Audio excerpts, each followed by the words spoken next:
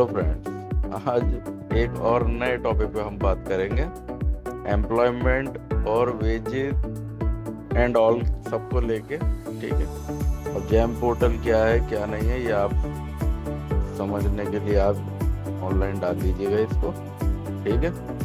आज हम आपको दिखाएंगे भैया, ओपनली दिखाएंगे आज हम आपको कि कॉन्ट्रैक्ट बनाया कैसे जाता है। ठीक है।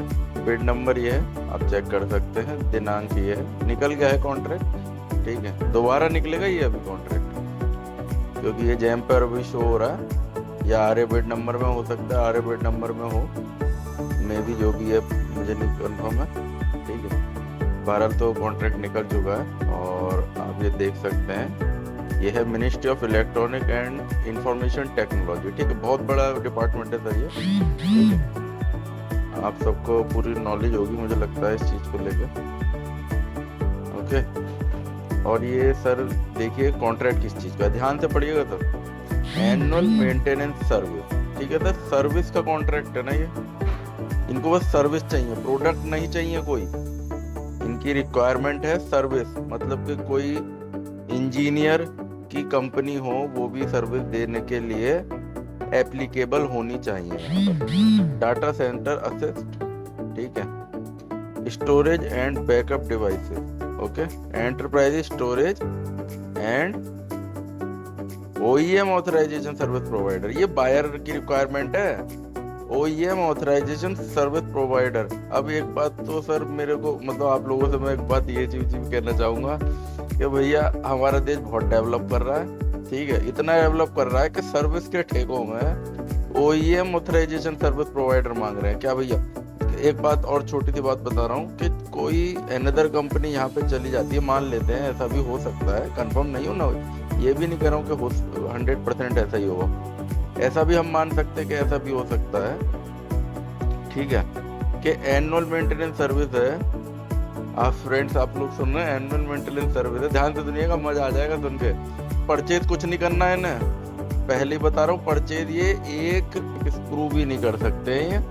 ठीक है। और इन्होंने क्या रिक्वायरमेंट डाली है, annual maintenance authorization service provider. अगर जब इन्हें परचेज ही नहीं करना है कुछ, सिर्फ सर्विस का कॉन्ट्रैक्ट है ये। ठीक है। तो ओईएम ऑथराइजेशन सर्विस प्रोवाइडर क्यों डाल रहे हैं भाई? चलिए कोई बात नहीं, हमें ये मान लेते भैया हमें कुछ समझ में नहीं आ रहा है, हो सकता है इनकी रिक्वायरमेंट ही ऐसी हो जो डेटाबेस मेंटेनेंस करने में ओईएम ही कर सके, बाकी तो इंजीनियर बेकार ही हैं भारत के, जो बीटेक और एमटेक कर रहे हैं यहाँ पे। यहाँ भी देख सकते हैं आप। और ये भाइयों कॉन्ट्रैक्ट है 2,80,00,000 का।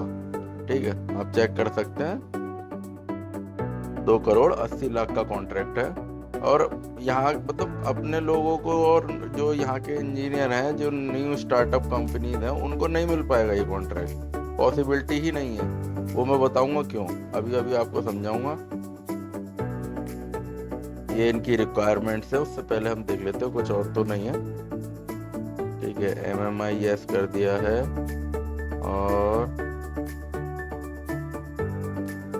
और एमएससी भी यस कर दिया है इन्होंने, स्टार्टअप भी यस कर दिया है। चलिए सर, स्टार्टअप भी इन्होंने एग्जम्पशन यस कर दिया है और एमएससी भी, मतलब एग्जम्पशन मिल जाएगा, बट ओईएम का एग्जम्पशन नहीं मिलेगा यहाँ, 110% समझ लीजिए।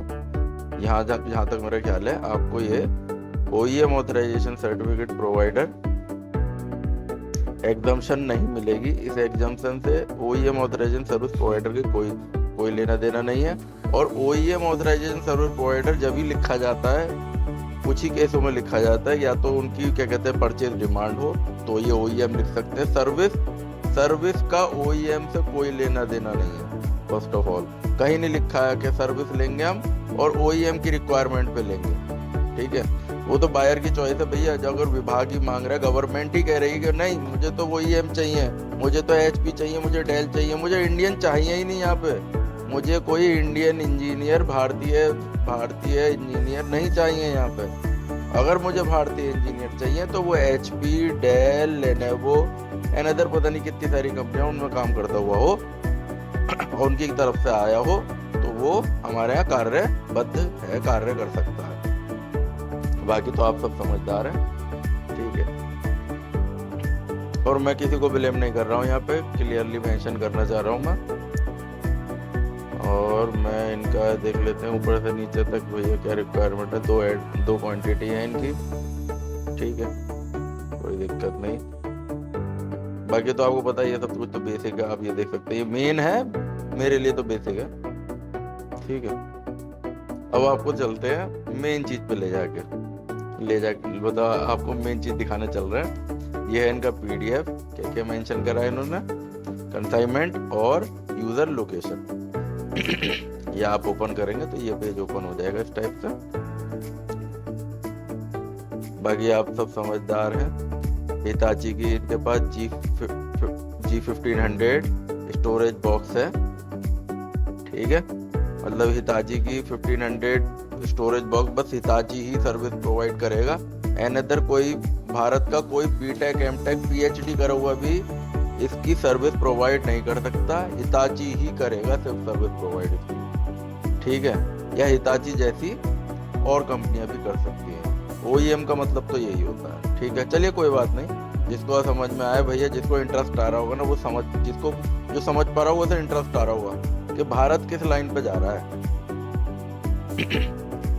एम्प्लॉयमेंट, अरे बहुत एम्प्लॉयमेंट है हमारे यहाँ। वेजेस, अरे बहुत वेजेस है हमारे यहाँ। अरे जब एक बात बताओ, एम्प्लॉयमेंट और वेजेस तो जब होगी ना जब रिक्वायरमेंट होगी कहीं पेपर में। जब ना वेजेस है ना रिक्वायरमेंट है, और वेजेस दिल्ली के वेजेस निकाल लो आप एक इंजीनियर की, आपको पता चल जाएगा आपका घर चल रहा है कि नहीं चल रहा है, कैसे चलेगा, ठीक है। प्राइमरी देख लीजिए आप, ये इन्होंने क्या कहते हैं प्रोडक्शन पूल दे दिया है 1.5 TB पेटाबाइट 1.5। ये इन्होंने 15 TB की SSD दे दी है, 4 TB की SAS दे दी है। आप यकीन नहीं मानेंगे 15 TB से ऊपर मेरे पास लगी हुई है। और सर मैं OEM की रिक्वायरमेंट नहीं करता क्योंकि मैं खुद से ही अपना काम कर लेता हूँ, ठीक है।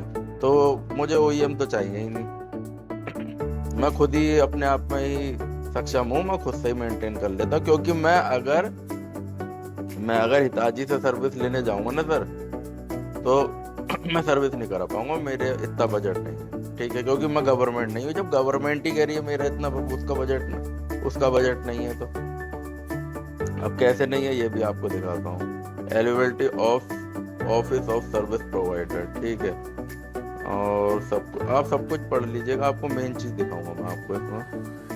Vendor shall be provide comprehensive hardware maintenance support for storage include storage component, storage enclosure component, hot, ठीक है, हॉट पगल डिवाइसेस, डिस्प्ले अटैच्ड कार्ड और any other component which is part of the install storage. मतलब storage से related और computer से related सब कुछ इन्होंने इसके अंदर डाल दिया। चलिए कंप्यूटर नहीं है मान लेते हैं, लेकिन कंप्रेहेंसिव, सर कंप्रेहेंसिव कैसे डाल दिया आपने इसमें। इसकी परचेज डेट कहाँ है, कब परचेज करी थी, कौन कौन सी डिवाइस है, कब परचेज करी है, ये कहाँ लिखा है। अगर ये 15 TB SSD है तो क्या 15 TB की एक ही SSD है क्या?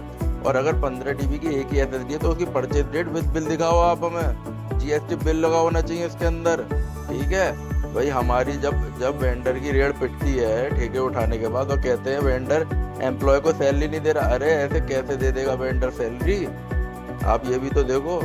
और अगर मान लेते गलती से इन्होंने OEM की जगह किसी प्राइवेट पर्सन को दे भी दिया ना, तो वो वैसे भी हैंडल नहीं कर पाएगा, उसे ये बैठने ही नहीं देंगे वहाँ पे उसे वर्किंग ही नहीं करने देंगे। चलिए मैं ये तो छोटी सी मिस्टेक दिखा रहा हूँ आपको, और बड़ी मिस्टेक पे लेके चलूंगा अभी। तो मजा लीजिए, मजा आज तो फुल टू मजा आएगा कसम से भाई साहब। आपको धज्जियाँ उड़ा दी, धज्जियाँ, ठीक है, फुल टू मजा आएगा। देखो मुझे ब्लेम मत करना भाई कोई भी, मैं रेस्पॉन्सिबल नहीं हूँ, मैं हूँ बताने के लिए रेस्पॉन्सिबल, मैं आपको बताऊंगा, आपको गाइड करूंगा, ठीक है। बाकी आपकी इच्छा जैसा मन करे वैसा करें। आप समझ सकते हैं भारत कौन सी लाइन पे चल रहा है। बाकी तो आप बहुत पढ़े लिखे हैं ना, वेल एजुकेटेड है भाई। नए छात्रों के लिए तो खासकर जो न्यू ग्रेजुएट और न्यू एजुकेटेड पर्सन स्टूडेंट्स हैं ना, समझ लो आपको इस अगर आपको बिजनेस करना है या आपको जॉब करनी है, आपको इस मार्केट में खड़ा होना पड़ेगा। तो इसी टर्म्स कंडीशन को फॉलो करना, ये खाली कोई पुराने बंदे के लिए नहीं, किसी ठेकेदार और वेंडर के लिए नहीं, ये सबके लिए है, ये पूरे भारत के लिए है, आप समझ लो। एम्प्लॉयमेंट कहाँ एम्प्लॉयमेंट जनरेट हुआ है बताओ? हाई प्रोडक्शन डाउन 6 आवर, ठीक है, मीडियम, अरे सब हम सब समझ रहे हैं भाई ये किस तरीके से टेंडर बनाया हुआ, सब पढ़े लिखे हैं यहाँ पे, अनएजुकेटेड पर्सन समझ रहे हैं क्या ये सबको? अब ये देखिए एनुअल मेंटेनेंस सर्विस, अरे भाई एएमसी के अगर अंतर्गत आ गया ये तो ओईएम इन्हें लिखना ही नहीं चाहिए सबसे पहली बात तो। अगर तुम सर्विस ले, या तो तुम परचेज कर रहे हो परचेज करो तो ओईएम लिखो, ठीक है, या अगर परचेज ही नहीं कर रहा है कोई विभाग तो क्यों लिख रहा है ओईएम? क्या यहाँ क्या कोई अपना, हमारा भारत का नागरिक कोई अपनी कंपनी खोल के इन्हें सर्विस प्रोवाइड करने लायक नहीं है? कोई इंजीनियर है ही नहीं यहाँ पे भारत में, इसका मतलब सब कंपनी है, कंपनी ने इंजीनियर खड़े करे हैं यहाँ पर, आप देख रहे हो इन कंपनियों ने इंजीनियर खड़े करे हैं, हार्ड ड्राइव की कंपनियों ने और क्या कहते हैं कंप्यूटर की कंपनियों ने, ठीक है। भारत में कभी मैन्युफैक्चरिंग होगी नहीं, कभी नहीं होगी, भूल जाओ आप कभी मैन्युफैक्चरिंग होगी। देखो मैं एक्साइटेड हूँ थोड़ा सा, मैं मेरी हाई वॉल्यूम हो गई, उसके लिए मैं माफी मांगता हूँ सबसे, लेकिन आप समझ रहे हैं कि किस लाइन में हम लोग जा रहे हैं। ये देखिए कितना क्लियरली मेंशन करा। अब मुझे एक चीज और मैं आप सबको दिखाना चाहूंगा, आपने पूरा टेंडर नहीं पढ़ा है तो दोबारा से पढ़ लीजिएगा, ठीक है। अगर किसी से रह गया कोई टेंडर पढ़ने से तो प्लीज दोबारा से पढ़ लीजिएगा। भाई यहाँ पे कितने इंजीनियर हायर करें, कितने एम्प्लॉयमेंट हायर करें, ये कहाँ लिखा है? कितने एम्प्लॉयमेंट हायर करें इन्होंने? बस सर्विस का ठेका निकाला, सर्विस का ठेका दे दिया, किसको दे दिया? कितने एम्प्लॉय हैं यहाँ पर? भाई ये 2,80,00,000 का तुमने एस्टिमेटेड वैल्यू लिख दी, चलिए 2,80,00,000 का, यहाँ पे कितने एम्प्लॉय काम करेंगे ये कौन लिखेगा? अगर ये विभाग है, ठीक है, बिना साइन करे हुए कोई मेंटेनेंस नहीं होगी, आप ये समझना, ठीक है। मैं आपको बता रहा हूँ, अगर नहीं भी नॉलेज तो मैं आपको बता रहा हूँ, बिना साइन करवाए हुए किसी चीज की कोई मेंटेनेंस नहीं होगी, इंजीनियर की कोई वैल्यू नहीं होगी, क्योंकि उनका अपना इंजीनियर बैठा होगा वहां पर गवर्नमेंट द्वारा, privated engineer, private hire engineer, ठीक है। तो फिर आप ये बताइए, जब आईटी सेल का इंजीनियर उनके पास खुद बैठा है तो वो क्या कर रहा है ये? ठीक है, आप लोग बहुत समझदार हैं, मैं किसी को ब्लेम नहीं कर रहा, ठीक है। आप समझदार हैं, आप अच्छी नॉलेज रखते हैं, ना एम्प्लॉयमेंट है इसके अंदर कहीं तक, ठीक है, कि कितने बंदे काम करेंगे यहाँ पर, कौन कौन काम करेगा, किस किस पोस्ट पर काम करेगा, बस यहाँ वेंडर को सर्विस प्रोवाइड करने का कंप्रेहेंसिव का मतलब होता है माल धाल सब वेंडर का। भैया कौन सी कंपनी है जो भारत में बना रही है?